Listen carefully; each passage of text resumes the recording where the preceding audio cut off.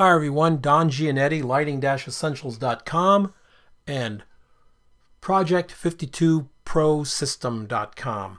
Two websites totally dedicated to the art of commercial and advertising photography, especially for those of you who want to break into that. It's a tough business to get into, but it can be quite an exciting life. So we're going to talk a little bit about making still lifes, and not still lifes with tons of equipment. We're going to use just a little bit of equipment, just probably the stuff you already have, and show you how incredibly easy it is equipment-wise to make these photographs. So I call it shooting still life with simple tools because we're using simple tools to shoot still life. Let's move on from that. This wonderful shot here on the cover is Anders Ericsson's, and we will look at Anders' picture again here shortly. Let's look at this shot by Anders. Wonderful, wonderful shot. Look at the beautiful lighting on the silverware here, and the patina on the plate. Everything is just really, really so meticulously placed. It's a beautiful shot. Great lighting. Look how the light just opens up everything in here. You see, this particular assignment was for texture, and you can see all the texture in Anders' photograph here. Beautifully done. Beautifully done. The oranges shot that we just saw, little tangerines, again, texture shot. We've got texture in the surface that they're on. We have a very smooth, glossy texture up here. And then, of course, we have the texture of the oranges themselves and the leaves. So there's a lot going on here. The lighting presenting nice specular highlights. We see the oranges around. It's really, really nicely done. How was it done? Quite simply, with one softbox. Anders has placed this white card down here at the bottom of his softbox to throw a little shadow forward here. And you can see it in the oranges just creeping in right about there. And what that does is it keeps that background from progressively getting brighter as it goes off towards the background. You want to focus the light just a little bit more. So beautifully done by Anders Ericsson. The next shot we have is Julie Leroux. Julie shot this holiday photograph.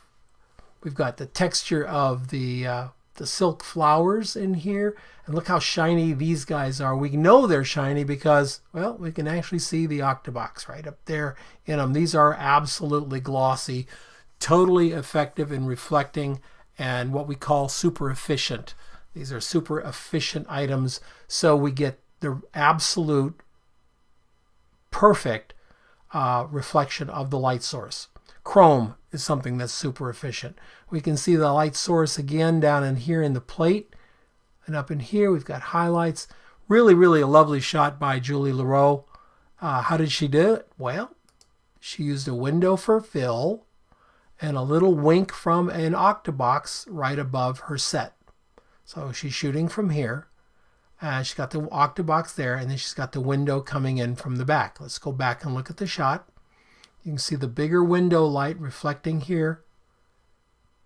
And because of the angle of incidence, angle of reflection, we're getting most of the light from the octa coming in this direction. Because it's not going to come down this way and reflect onto that plate. That plate is getting light from up here down on it to come up into the camera. So that's lighting up the back of the plate, giving it a nice, smooth, glossy patina, and the octabox is giving us these guys here, that very shiny. Remember, when you want to show that something is shiny, you have to really be aware of the transition between the specular and the true value. In this case, the true value is a very glossy red round surface, and the specular is a octabox. And the transition right here is sharp.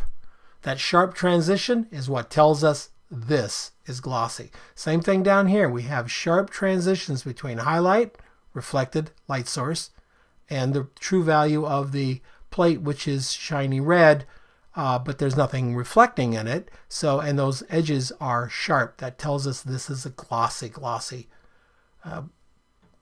piece. I just saw this one today by Judith Bonfalvi, and this was for our handmade economy shot, shooting hands, which are the most expressive part of a person, I believe. They're just incredible what you can do with it. Showing hands in the handmade economy here. Judith used a foam board, painted it black with chalkboard paint, which is not real shiny, but it's still, I mean, it's kind of flat, but it still has a little bit of gloss to it, just a little bit of shine. And that's her light source reflecting back in that black background, the material. Then you can see how beautiful the light source sculpts the hands all the way through here. She's got a little white card up front to get that hand right there.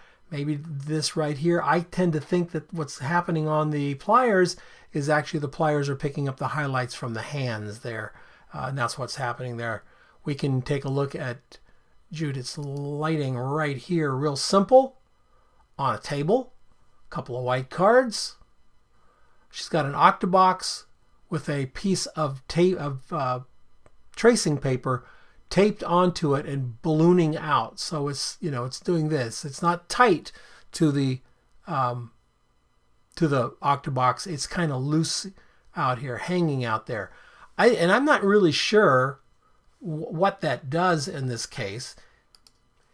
It may be a little bit of the reason why we have this nice kind of pretty shiny area here, and then it falls off, because the center of that soft paper coming out is closer to the background than it is up here. So I tend to think we're going to get a little bit of a gradation, not only from the light source behind it, but from the position and type of light source in front of it. Very clever. I'm going to try that myself. I thought that was a really interesting way to go. Nice job, Judith. Rose Nunez, for our chocolate shoot, decided she would do these little bonbon type chocolates here on a very interesting background, weave this little ribbon through it. And she tried some flat light stuff and it just wasn't remarkable. What she ended up doing was simply using one light, one little LED panel, throwing the shadows. Nice and nicely done. We don't have any fill over here on that in this case. So she just let it go dark, and you presented these lit sides and these fascinating shadows. The shadows are what makes the shot stand out. Nicely done, Rose. Very simple lighting. Joe Cosentino showed us hot chocolate and some chocolates and some peppermint stick here. I guess that's what it is, on these interesting tiles. I think Joe is going to go back at some point and get rid of these black lines. I think that probably would be a good idea, but they don't bother me a whole lot at this point. They're kind of graphic, and they add a little bit to the picture. Whether what they add to the picture is worth it or not, I don't know. I'd like to see them both side by side. But Joe did a really good job on this.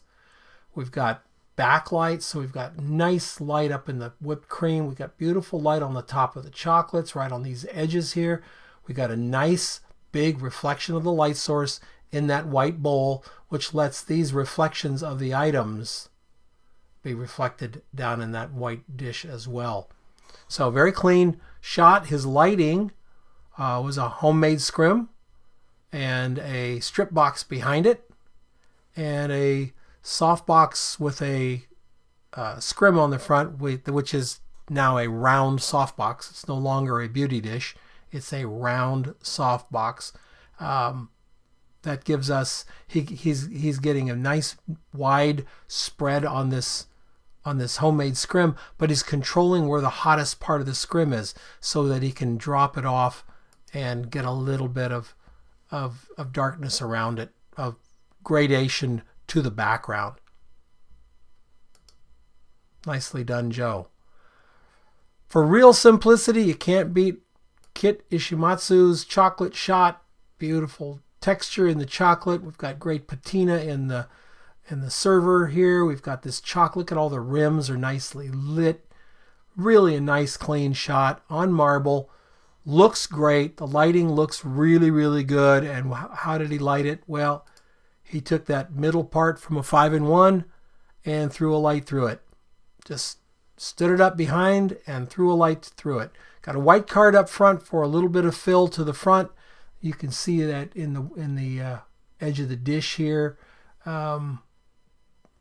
Possibly this little bit of chocolate right in here, like right in there. I think this chocolate is actually being lit up by this bright white marble. But he's got a little light, a little one up front. So, and that gets rid of, in this server, this is a very shiny server, super efficient. Again, it's going to reflect what it sees, and it sees the camera, so where the camera is. So a little white card there puts a little edge right on that server there, and that's the kind of detail you do when you're doing this kind of work.